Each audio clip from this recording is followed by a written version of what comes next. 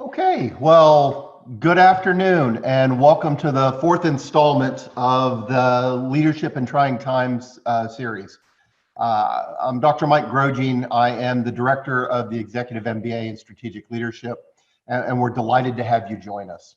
A couple notes up front is the Q&A section is perhaps the richest part of what we do here. So if you have questions, please send them in chat to Erica or Adam, and they will ask our guest speakers those questions during that time period. The second is we're set for 30 minutes, 15 minutes content, 15 minutes Q&A. But historically, we've had more questions than time. So we will go into overtime after that 30 minutes. But if you have to sign off at that point, please feel free to come back and review the recording of the session, which should be posted by close of business today. So with that said, it is my absolute great pleasure to introduce two thought leaders for today's topic. And that's Jonathan Harvey, who is the executive director at the in strategy and leadership for the graduate executive education at Haslam College of Business, and Mark Zorbas, who is a principal at Heidrick Struggles, and he's got a much longer title than that, but of course, you know, in the moment I have blanked on it. So they're going to be the ones that are going to kind of talk about what we're doing today. And in the old saying, two's company, three's a crowd, I'm going to log off right now and turn it over to our esteemed guests. Thanks, Mike. Great to be here. Thanks for the invitation to take part. Mark, thank you for your time today. What we thought we'd maybe start with is just touching on a couple of the themes that Mark and I have been kind of exploring in and around this, and then handing it over to the group to see how they'd like to take the conversation forward through the questions. We often talk about leadership as being something that happens in context. And I don't think any of us would dispute the fact that context has shifted dramatically, you know, of late. Many of us are now leading our teams virtually and remotely, when previously they were clustered and office-based and physically contactable. And Mark, I know you've been recently spending a lot of time talking with the organizations you work with the senior leaders who are guiding this process and also you know, leading teams of people who are doing this. And I just wondered, maybe we start with, you know, some of the insights, some of the thoughts that you're hearing from those leaders that you're working with. Yeah, okay. Well, look, nice to meet everybody virtually here, and you'll tell by my accent, I'm born and raised in Alabama. But thank you for inviting me along. Yeah, look, I guess just to give a little bit of context, the work that we do is at Heidrick Struggles is a lot around, we place a lot of executives, so we do a lot of work placing executives across sectors, and then also going in and supporting with leadership development, coaching, a lot of work with the top team around alignments and culture work as well. So, you know, during this particular COVID-19 crisis, we're obviously in touch with all our prior clients, and we're doing some work now with them, as well as run a lot of focus groups. So I think we've had about 100 chief human resources officers for you know, all sorts of companies through roundtables, sharing some of the things they're feeling as leaders and also what they're seeing in their organisations as they manage through this. So that's a little bit of context, I guess. Yeah, look, I guess if I started at a more granular personal level, Jonathan, and again, we can go anywhere with this, but one of the things we're seeing is that a lot of leaders actually had to spend a fair bit of time just thinking about themselves first. So it's a little bit like when you get on the plane and the plane's going to crash and they say, look, when the oxygen masks drop, put yours on first before taking care of your kids. It's a little bit similar to that in some ways, and that a lot of leaders had to make the adjustment themselves, spend a bit of time with new routines, new rhythms. I mean, we work a lot in the energy space and a lot of the big oil and gas companies and midstream companies and so forth. And a lot of their leaders are used to very traditional workforces where you're in the office, you're physically located. So for them to even be able to embrace virtual learning and be able to, you know, set up and start using Zoom or MS Teams and things like that was important. And then you've got the challenge of just being able to carve out a space for you to work with your family and kids home from school or college and things like that as well. So we found that we had a kind of increase in coaching around leaders, just making sure they take care of themselves, get some structure around themselves going forward before they even started thinking about just how they're going to help work with teams. And I think that was important because, you know, a lot of what we talk about is the shadow of the leader.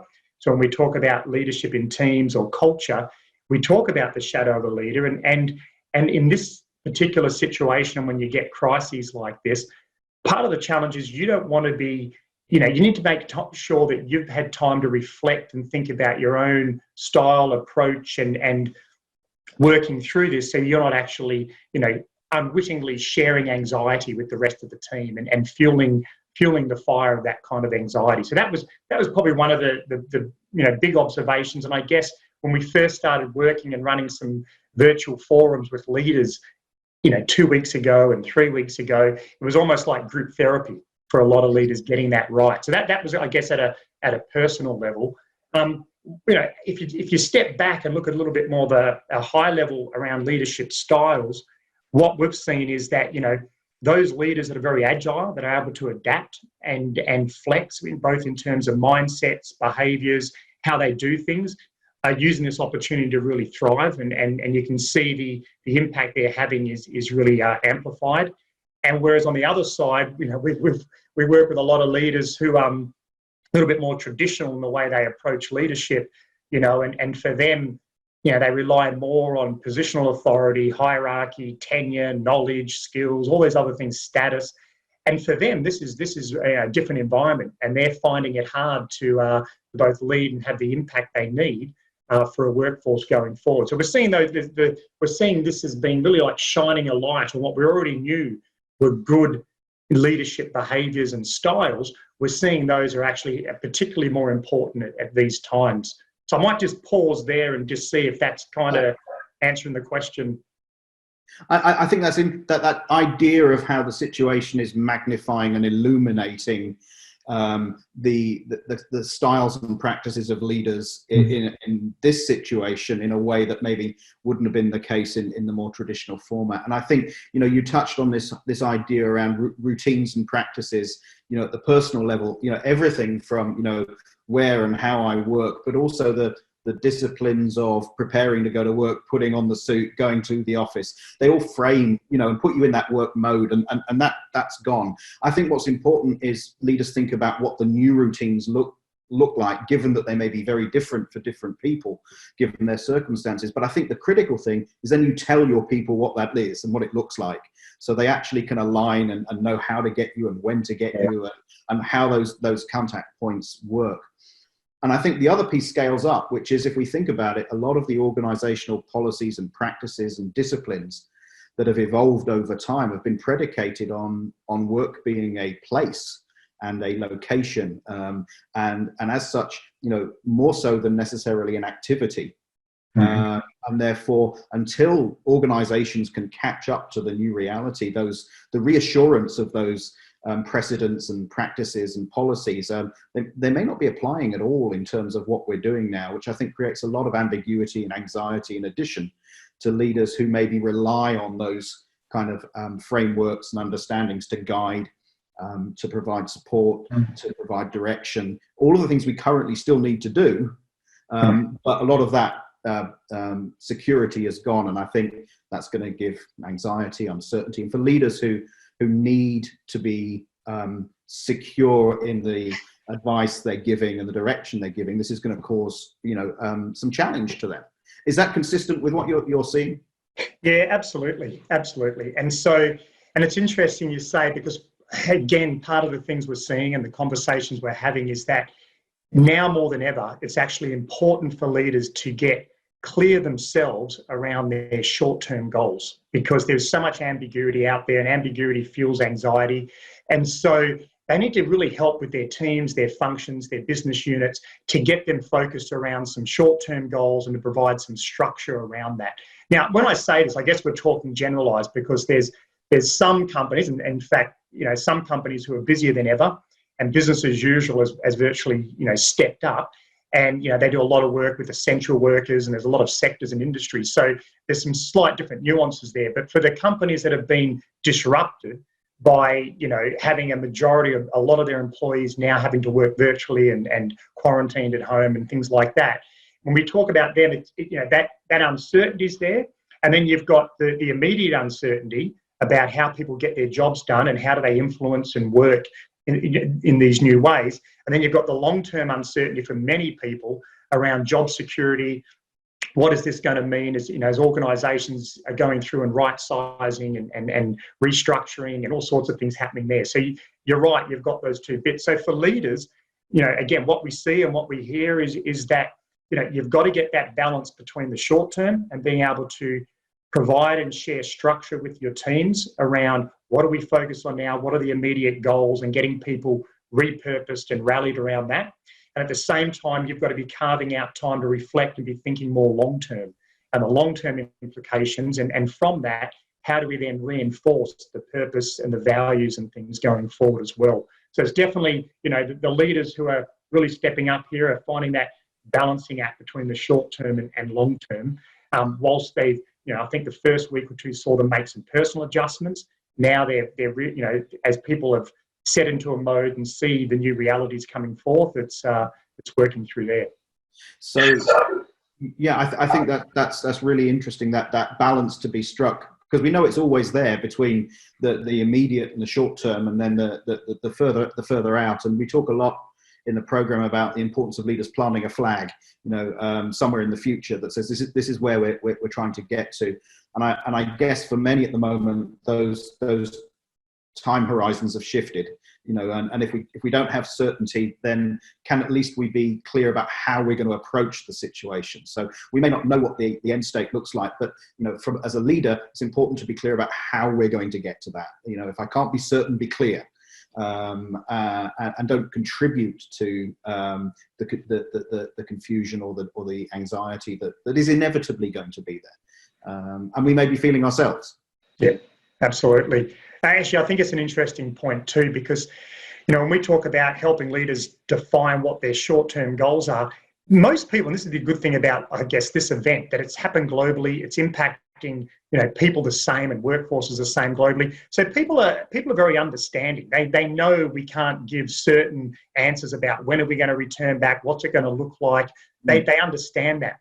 But what's helpful is to say, look, this is what we're focusing on now for the next week, 2 weeks. These are the things that's important. This is what we need you to do, and be able to break it into bite-sized parts until you get more information as you go along. And I think that helping to focus and repurpose teams is absolutely vital at this stage. I think just on that as well, the other part which is important, I was looking back at the different topics that you've run at these lunchtime sessions, and I saw servant leadership as one of those as well. This is a time where servant leadership and those behaviours that it promotes are vitally important, because never has there been a time when leaders need to be able to personally connect with their teams and to be able to support and coach and help understand, because everybody's in a different situation. Not everybody has a nice office at home, and people have all sorts of different family situations and circumstances. And so for them, it's important that they've got a leader who they see as someone who really is genuinely and authentically trying to support and work with them through that. And some of the things we've seen and heard that leaders have done well is they've been able to share some of their personal stories, some of the adjustments they've made, some of the tips and things they've done. And that kind of connects them in a more authentic way, helps show some vulnerability, build trust and so forth as well. So I would say in terms of leadership behaviours, besides some of the more structural things around short-term goals, looking at the long term, etc., is just around their approach to leading a virtual team. Because as you say, when you're in an office and you're physically located, you get to see people. Even if you're not talking with them, you're looking at visual cues, you're talking to other people and you're getting their frame of reference on things. And there's a whole dynamic that happens, which when you're at home and you're working from home, you're totally reliant now on the information that's coming out to you and the small interactions and brief interactions that you're having with peers and your leader. Yeah, I think that whole process of how I sense check, how I understand what's going on in the organization, my sources of information, so many of which happen informally. I was thinking about how often in that early career, when the light bulb goes on about the importance of networking, it can feel a really clunky, artificial process as you habituate that behavior and get used to it. It's almost like we're back to asking the questions, how do I do that now that I'm having to do that in a virtual world rather than in a physical one, because so much of our reassurance and comfort level of around what's going on in the organization comes from those sources, and our teams are going to look to us to provide some context for all of that. So I think that becomes, you know, almost one of those key principles that I've been thinking about, which is around deliberateness. You know, we have to be that much more deliberate about some of these functions and activities that happened almost as a consequence of being in the office and around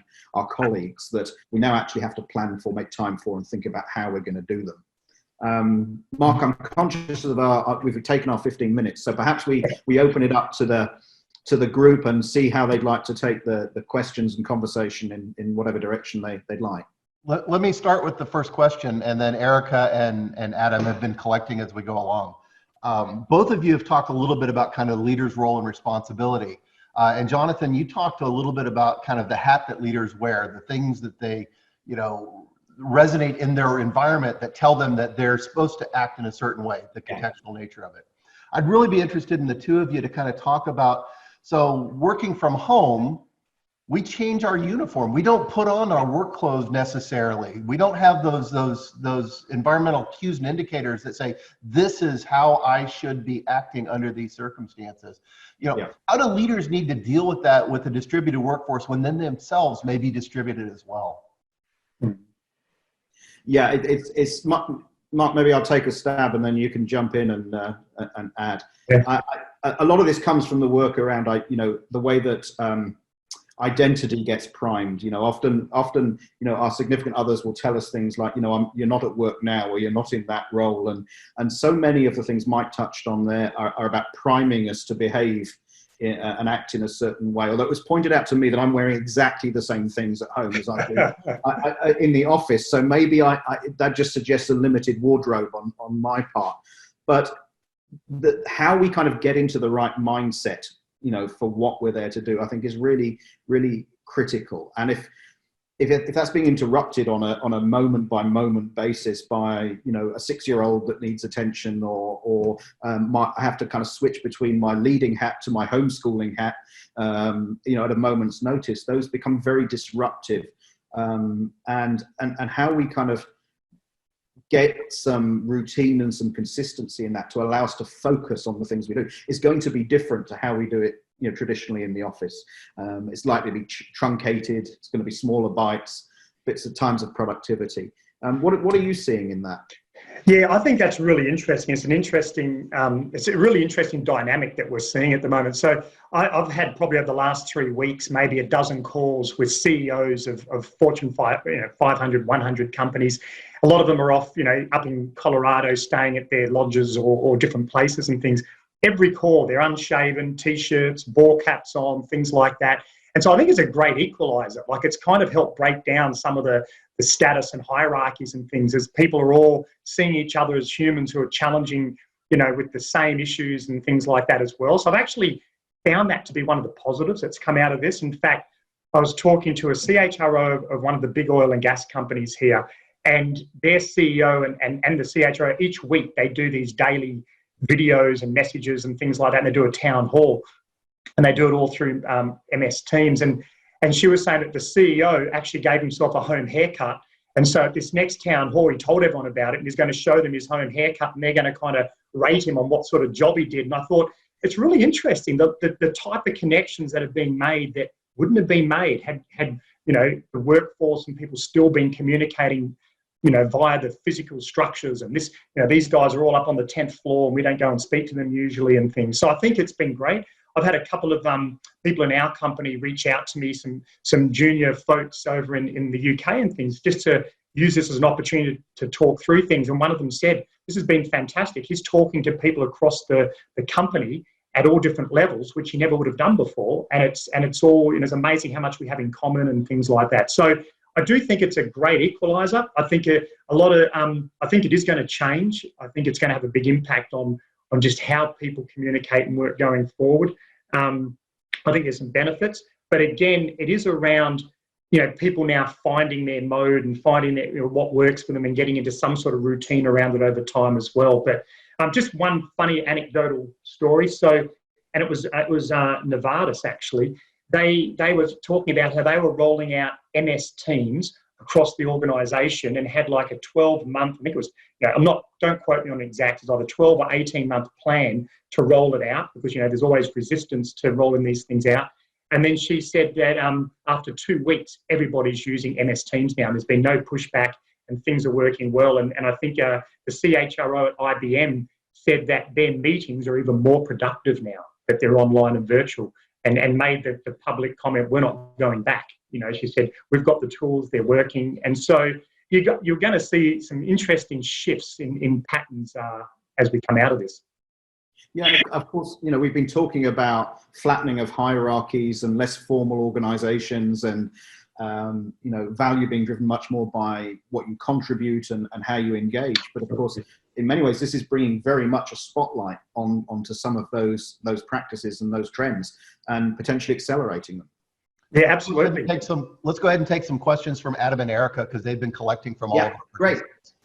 Thank you, Mark and Jonathan. And as a reminder to everybody that's listening, if you have any questions, please feel free to private message Erica, DeSylvia, or myself with those, and we're happy to get those asked. The first question I wanted to kick off with is, and this kind of piggybacks on what you both were just speaking about, we can be very quick to focus on the challenges and negatives of a situation like this. Are there any positives that we can look for? I mean, I'm happy to share, Jonathan, first some positives that we're seeing and hearing. And so, I mean, one of them that comes out is when you have situations like this, some of the old politics and baggage and silos and all these other things that happen get pushed aside, and teams tend to rally around, this shared purpose. And we're seeing a lot of that happening because organisations are having to react. Everybody's in it together. They're able to push through agendas and get things happening, a bit like MS Team example I used, in that, you're not getting the same resistance and things that are happening there. So I think for organisations, they're starting to see, some of the things they needed to do, flexible work and some of these more progressive notions, being able to have an inclusive workforce, they're being accelerated. I think that's going to continue a trend.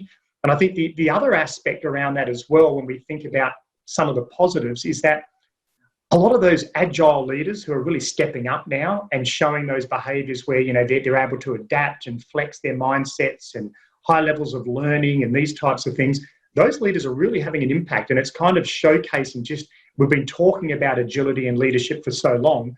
This is now showcasing why it's so important and why being able to nurture these dimensions of agility is so important also. So, yeah, I think there's some big positives that are coming out of this situation. Yeah, I know that we're going to talk about this in more detail and more depth on another session. So, but I think you're right. I think you have to be a little bit cautious because people are going through some very difficult challenges, a lot of anxiety, a lot of uncertainty, to try and flip it into, well, it's not that bad at all. There are some real challenges there, but I think we also need to frame that we will come out of the other side of this, and there are some potentially good things, positive things that we can take from it. I think we will get a lot more insight into who our talent is in ways that perhaps we might not have done previously. Again, you've talked about agility and adaptability. Well, we're going to see some real examples of where we have people who can embrace that, and that may be surprising to us in terms of what we might have anticipated. And as you say, there's nothing like taking advantage of an opportunity to revisit, reappraise, challenge our strategy, and say, how do we go forward? I mean, think back to 2008. Those companies that invested in their people, that planned for how they came out of it, rather than simply just cutting costs as much as they could, actually came out of the situation that much better, and we know that. So I think reminding organisations who get into that kind of knee-jerk, well, we've got to try and live through this, but also we've got to plan for how we come out of it, and I think that's important to remind people. Yeah. Just one thing I wanted to add to that too, which I thought was interesting, again, an observation that we've been discussing recently, is that often with executive leaders, there's a lot of distance between them and the frontline employees and the frontline leaders who are doing the work and the challenges, and often decisions are being made. And big decisions that impact the front line are being made from upstairs, where there's a disconnect of some of that information.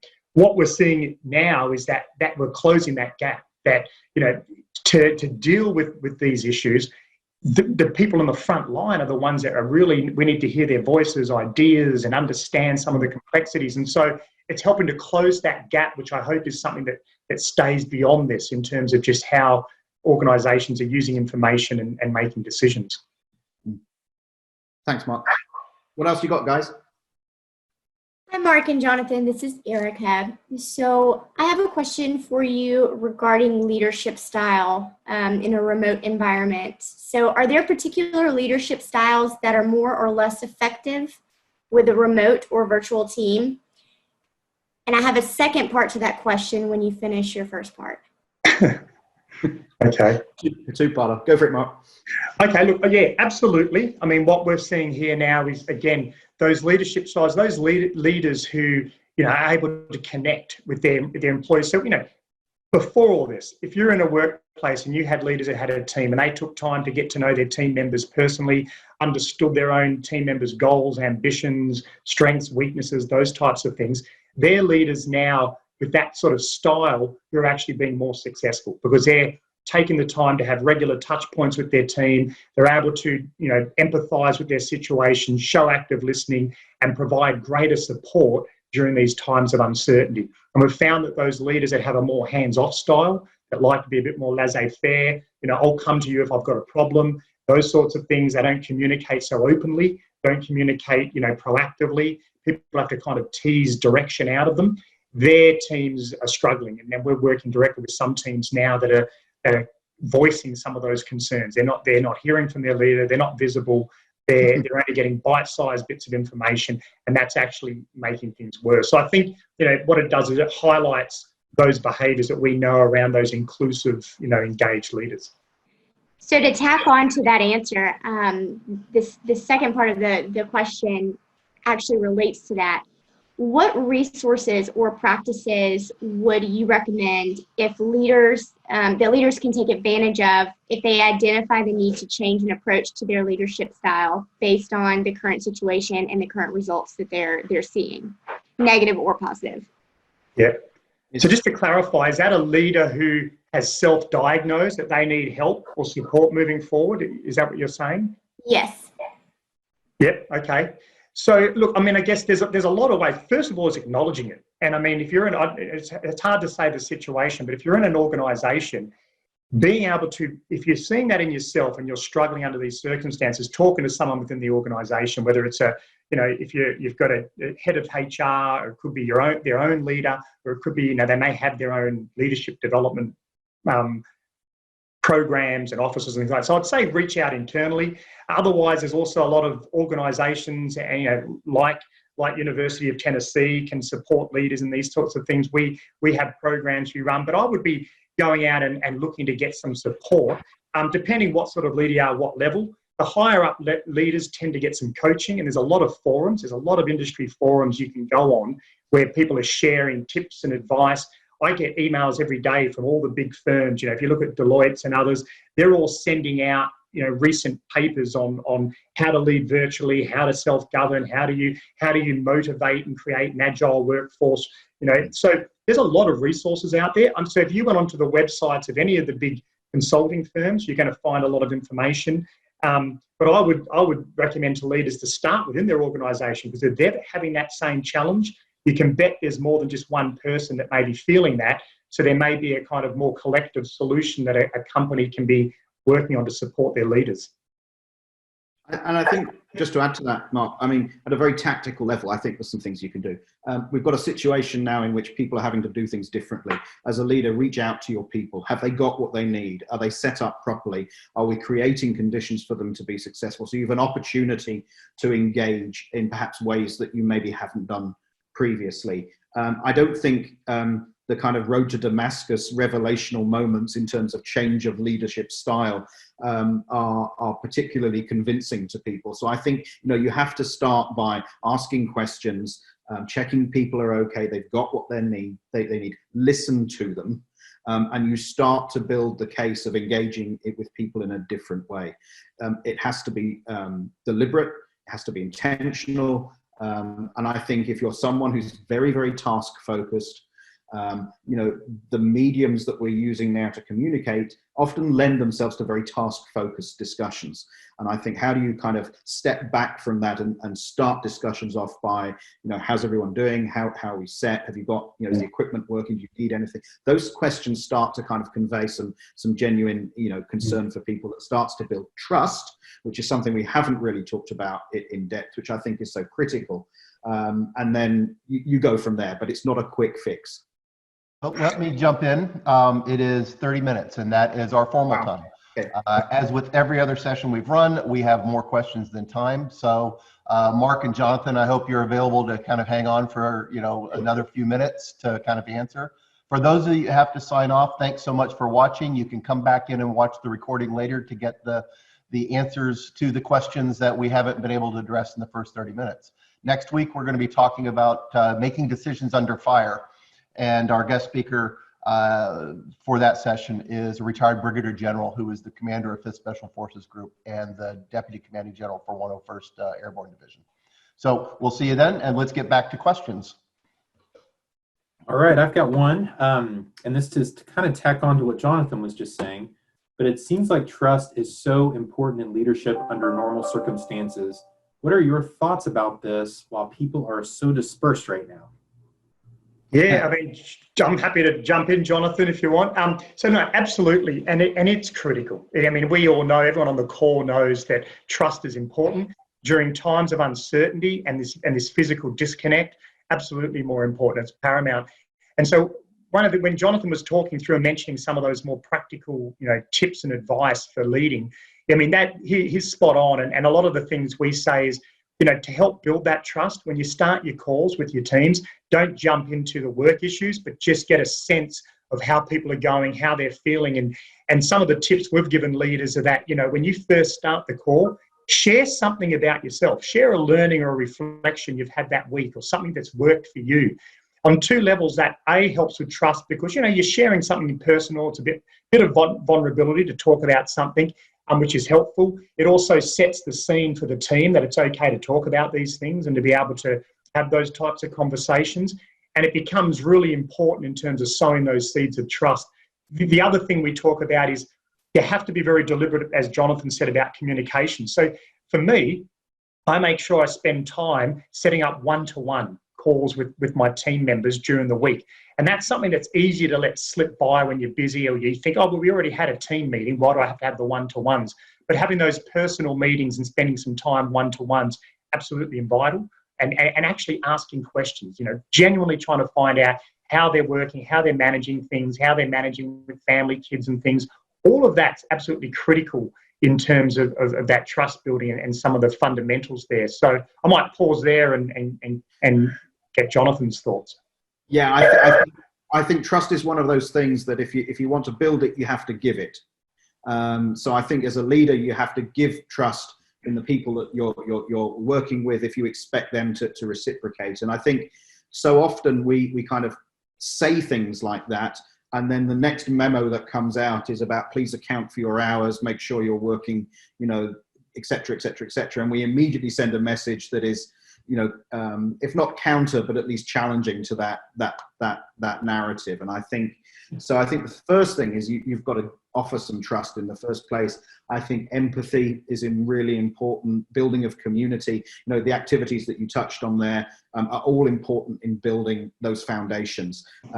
Unfortunately, like reputation, trust is something that takes a long time to build and is very easily lost. And I think, again, being pragmatic, being deliberate, very important in that way. Mark, let me jump in because you and I and Jonathan, in fact, know a leader from an organization a few years back who was just absolutely beloved. And I'd asked him that question about trust at one point. And what he said was it's quite simple that how he got folks to generate trust in him was he came to work every day starting with the presumption that everyone has good intent. And that if they make mistakes and if things didn't work right, it wasn't through malfeasance. It was that they had great intent in what they wanted to do. And it was a really simple recipe in my mind. And I miss having chats with him. He was just a great leader. Yeah, I mean, it's interesting you mentioned it because, it is around that idea. And I remember, it is around assuming positive intent and also that most people do or say things or act or don't do things because it makes sense to them at the time, based on their information and their view of the world. So it is also a good opportunity as leaders to be curious and try to understand people's views of the world and where they're coming from and what are those things that concern them. So, I mean, it really is, this is a powerful moment for leaders to really step up and stretch themselves in terms of how do they manage their own mindset, as Mike said, how do you come in being aware that, come from a place of curiosity, assume good intent, and, don't fill in the blanks, because now you've got an even bigger absence of information because you're not in work talking to other people and seeing things. So you can easily run away and take a few simple conversations on Zoom and then reading what you think's going on and things. So I think, yeah, absolutely, that's critical. Hi guys, I have a question for you. It seems like the forced work from home for some organizations may be showing them that this is something that in fact can be advantageous. How might leaders use these lessons to change the way they deploy their workforce after this crisis is over? Mm-hmm. Well, I mean, I can give you one example of an organization that I worked with some years ago, who I ended up in a conversation with one of their senior leaders around diversity and how particularly they struggled to retain female engineers within their organization. And then we got talking about, well, what are the things that potentially may be important to those individuals that the organization can offer. And for each one of those things around flexible working and childcare and overseas assignments and et cetera, these were all knocked down as things that we can't do and we don't do.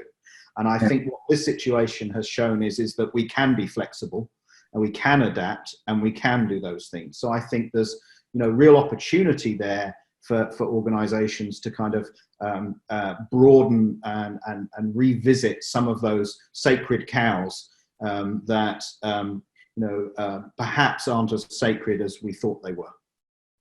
Yeah, that's absolutely correct. And we're hearing and seeing that from dozens of leaders across industry sectors right now. And I do a lot of work in the oil and gas sector, which is very traditional. It's still recognised as an essential sector right now, so people are still working. But they've made huge transitions into flexible work now, and that's going to be something that's been accelerated and will continue after this. People can see it works, it happens, and that's going to be a tremendous advantage. Even the fact that now when you look at talent and who organisations will be recruiting from, they don't have to have someone who physically lives in that city or location anymore to come in and fill that role. It's going to open up to how they view their whole talent strategy and where people can work from and things like that as well. So I think that's absolutely an immediate advantage. I think also adopting technology. So, again, using the example of the company where within 2 weeks, the entire workforce was using MS Teams, where they had planned for a 12-month change management rollout to use it, and there was no complaints. So this has accelerated people realising that, we've got to get on board, we've got to do these things because we have to. It's now a necessity as a nice to have. And so I think it's going to accelerate those agendas, a lot around some of the other digitalisation agendas, the importance of data, big data. So I think you're going to see things that businesses already had as part of their strategies are just going to get accelerated, and we're going to see it happen at a bigger and faster rate. Thank you, Jonathan. Mark, I've got one final question for you. And people are understandably anxious and uncertain working like this. How do I reassure them when there is so much ambiguity? I'll have a quick stab. I mean, look, one of the things, and this is the delicate balance, because trust we spoke about is important. And so in times like this, as a leader, the challenge they have is you need to be open and transparent, and you can't be saying things to people which aren't true, because over time that erodes that trust. And then it's also a delicate balance because, because it's so uncertain, there are no fixed plans. So organisations that are going through processes to right-size their business right now, looking at layoffs, furloughing the workforce, restructuring, things like that, they're in a tricky situation because people are asking, they want to know first and foremost, what does this mean for my job? What does this mean for my health benefits and things like that? So they're in a situation where they're going to have to balance being transparent and open and letting people know what's being considered and thought about and the different options, with also not wanting to jump the gun and say, I want to be really open and tell you we're thinking about doing this, and then creating further anxiety. So it's got to be very deliberate leadership in terms of communication right now for those companies and businesses which are being impacted by, potential layoffs, etc. If you put that extreme side away, I think again that the main thing you can be doing with teams is two ways. One is communicating openly, talking about the short-term goals, to helping them reinforce the long-term purpose and values, and then making it two-way, making sure you're using this opportunity to hear from them and give them opportunities and platforms to talk and share about what they're concerned about, etc. I think those two push and pull things help in terms of times of uncertainty. Yeah, I would reiterate that. I would say, focus people on the short-term, goals, the flag that we've planted, the things that we want to achieve. If I can't be certain, be clear. And if I can't give people definitive answers, then speak about how we're going to kind of get to those answers, the values that drive us, the important things to the organization. Recognize that, the organization is still going to need to achieve a whole bunch of things, and we're going to need our people to do that. So we need to rely on that resource going forward. And we may be pivoting, we may be reorientating, we may be going new directions, but we're going to need our resource, and our key resource to make that happen. But I think don't confuse the issue. Don't promise what you don't know or you can't deliver on. I think most people, and in my experience, can handle difficult news or the news they didn't want to hear if they feel they're being treated with respect and with honesty. And I think that builds that trust component. Well, that is the end of the participant questions. I have one more question for you, and then a comment on some of the stuff I heard you say, because I'm going to have the last word. That's my character. Of course. So I was working with a bunch of frontline responders virtually in the past couple of weeks, talking about crisis leadership, and I got asked a question that just floored me for a second. So I want to toss it to both of you cold. The person said, I can handle anxiety. I can handle, fast movement. I understand the battlefield and the emergency room. How do I handle the anger that people are feeling? Frustration in leadership, frustration in circumstances they can't control. And it's not anxiety, it is actually anger. And so it took me a while to kind of think of that. I'd like to toss that to the two of you, because I think it's a very useful question to answer.